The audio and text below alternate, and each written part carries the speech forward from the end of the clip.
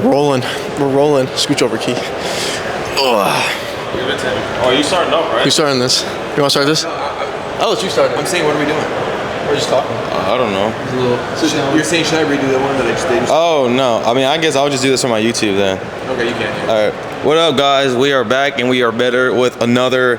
It's not even a vlog. All right, we got two special guests here. We got Magic Mike and we got I'm kidding. We got Ian here. We got Joshy Poo here, and I'm gonna let these two kind of give you guys the rundown in terms of what this game is, what we all do. We're all in content in Nashville, in the middle of Nashville somewhere on a Wednesday at 4 p.m. But gonna give you guys context on who they are, what they do, and yeah, without further ado, here we go. Cool. All right, what's up, y'all? I'm Magic Mike. So basically, I am a content creator. I do UGC as well as TikTok amplification for brands. And I've been in this game for about a year now. So he actually got me into the whole content amplification shit. So look at him smiling and shit. But no, I've been, just kind of creating content my whole life and, just trying to monetize it more and more every day. So that's pretty much it. Joshy Poo. I'm homeless. I basically am, though. I'm at an Airbnb, too. We're all on Airbnbs, though. My name is Josh. I've known Key on Instagram for a minute. My story, I dropped out of high school, went right into growing my own businesses, moved through a lot of different things, worked with artists. I still work with artists, but do a ton of stuff in content. Right now, work with creators, scaling mostly music artist songs, but then also some brand stuff, too. That's kind of how we connected. I'm in Nashville right now, linking up with these guys, looking to just keep traveling, keep making content. All right, man, enough with all that soft shit they talking about. Hey. All right, I got a question for both of you, right? In terms of this whole entire game, I mean, I'm sure you guys both have tried different business models in the past, right? Yeah. There's a ton of business models out there, right? If there's any business model you would recommend to a beginner to start, of course you can be completely biased about this, but what would it be and why? It would be content. Well, I mean, it's obviously content. Exactly. But why? Content is literally the center of everything. If you know content, you can do anything. Literally. Like e-commerce, building your own personal brand, scaling your own brand, like anything in that realm starts with content. If you don't know how to do content, then you're not going to be successful with it. It's that simple. Yeah, I mean, I do agree. I think I've always heard the advice go where you see people aren't. So find a gap. Whatever you know and whatever you know a lot about, think of a problem that's in that space and then find a solution that isn't there yet. I mean, it's getting harder and harder, but I think you really have to look inside first and think about what you love and what you're good at, and then find out from there what problem you can solve.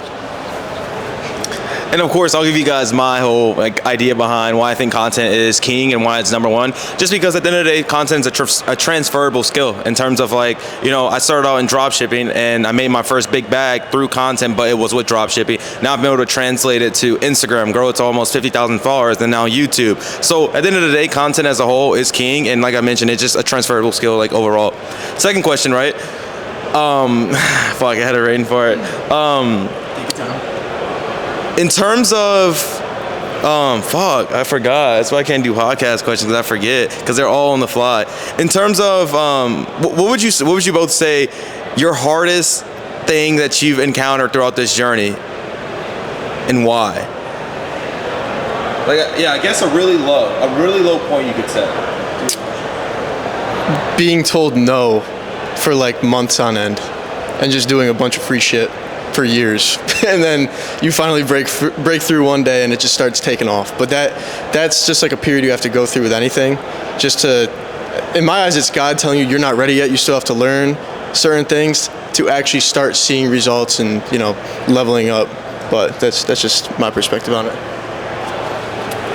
When I think of my lowest moment, it was when I guess went off on my own for the first time and ran out of money for the first time and realized it's not a joke. I won't eat until I figure something out. You know what I mean? Because I basically tried to travel and I didn't have any money. I ran out of money, and it's just figuring out and letting life hit you where you're I really will get in some bad situations if I don't start to make money. And I think feeling that knife against my back, pushing me against the wall, you have to make a move, you have to make something happen, and that's where the best things come from. So if you ever feel you're down bad, it's the best place to come up from. I got another one too, if you don't mind. a lot of people are gonna have something to say. You just gotta ignore the noise. Yeah. That's it. So in terms of like everything, as far as what they said, great points. I think for me, there's a lot of things that I've encountered in this journey in terms of that.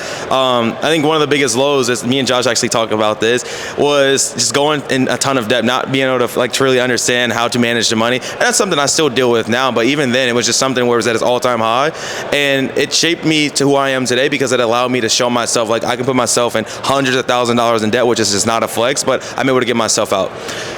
In terms of next question, and this is a deeper question, I'd say, do you both truly feel fulfilled in what you're doing every single day, and why is that? And is there ever a point of time where you're like, I don't know if I'm really meant for this anymore? I want to go first to this time.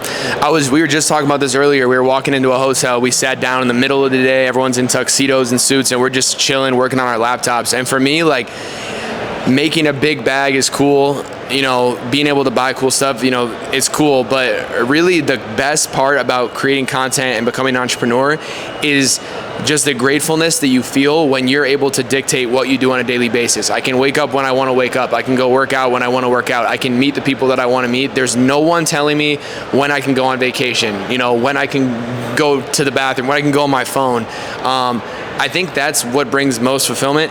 And for me is also truly like, in prayer lately, I think like I've aligned myself more and more with God's plan for me. And I think until you're in alignment with what God's plan is, you weren't going to feel full fulfillment, because that's really what it comes from, in my opinion. And I've felt that way. Yeah, I'm gonna piggyback off of that too. Like, all fulfillment comes through like purpose and like what you feel like you're called to do.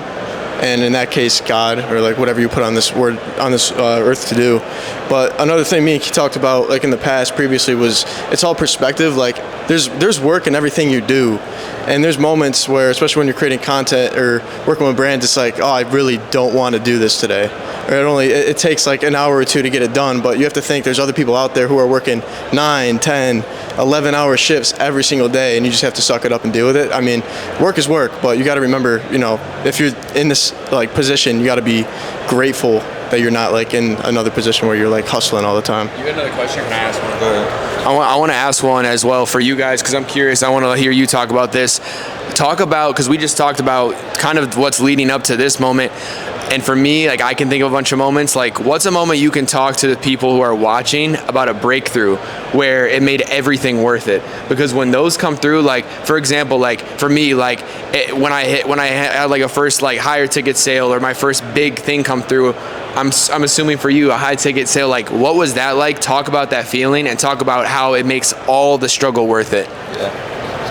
Yeah, so I actually remember it very, very vividly. It was when my first dropshipping store absolutely blew up. Take it back about 3 or 4 years ago when I got into dropshipping, years and years on end, in terms of a lot of failing, a lot of trying to figure out the whole route around it, you know, ads and stuff like that. I just could never click. You know, I would have dozens of stores. I think I had over 30 plus failed stores before that first profitable one came. And I remember it all so vividly.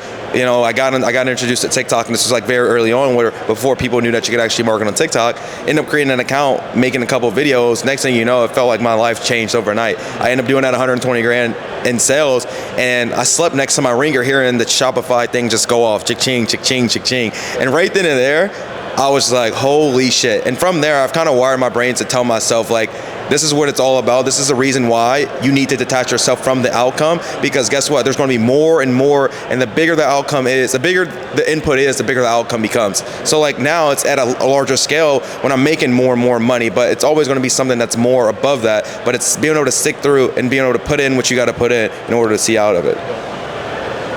Now with breakthrough, it's usually like that first big sale you get, or you know, you meet a certain person that you saw online. So it's like, for me, I was like doing dropshipping for a little bit, got a few sales here and there. I was like, oh, this works, you know, like you can make money doing this. But it was the scaling part that was hard for me. And then I realized brands will actually, you know, pay you to make content. I had a background in content, so it's like, let's do this. And I sent like 50 emails a day just trying to do this, and I got a response, and I got another response, and they're like, oh, let's work.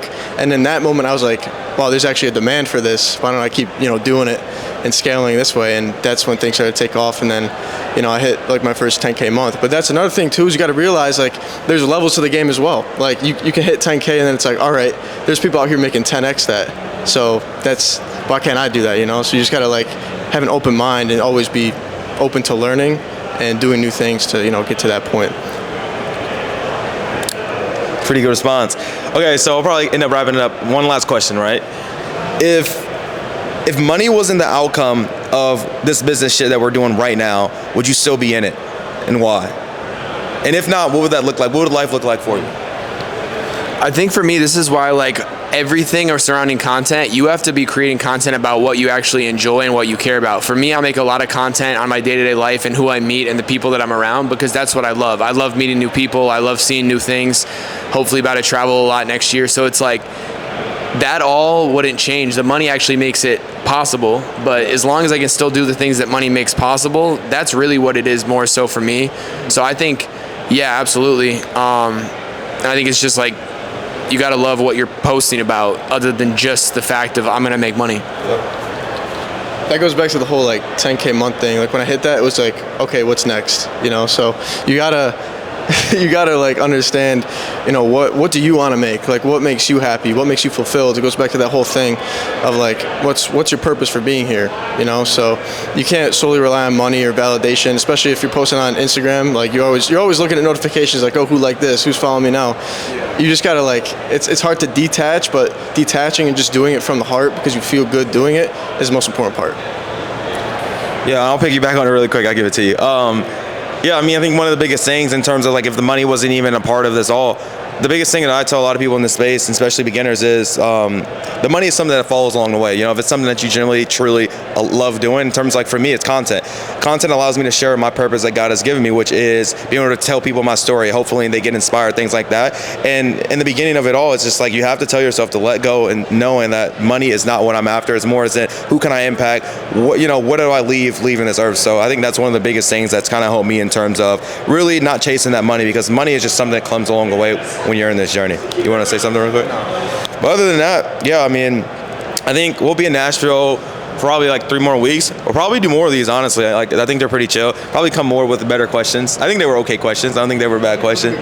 Yeah, it was kind of from the core, from the heart. But yeah, I appreciate you guys getting on. I'll probably drop their guys' Instagram inside of the description. And yeah, hope to see more of these soon. Appreciate you guys for having me on. Hey, can you start it again? Can I do a little intro and then use some of these clips and then ask you just 2 of mine? That way I can, because I don't want that press footage that I took.